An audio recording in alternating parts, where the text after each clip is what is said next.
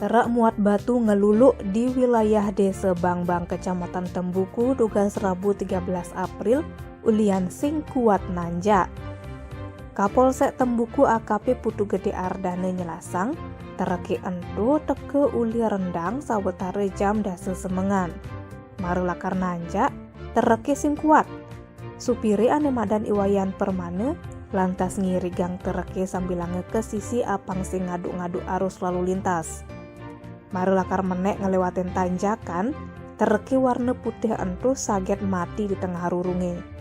Ulian mekesiap, supire sing ngidang ngendali yang tereki. Saget ngatrek laut ngeluluk ke abiane. Pas kejadian, ada aja ketetelu di tengah tereki supir iwayan permane asal desa Peninjauan, aja ke ane negak di samping ne imade sute, teken inyoman karyante, patuh-patuh uli desa Undisan Kecamatan Tembuku. Ulian kejadian ni entu, maka tetelu ane penumpangi metatu, lantas abane maubad ke RSU Bangli. Tim Bali Express ngelaporang.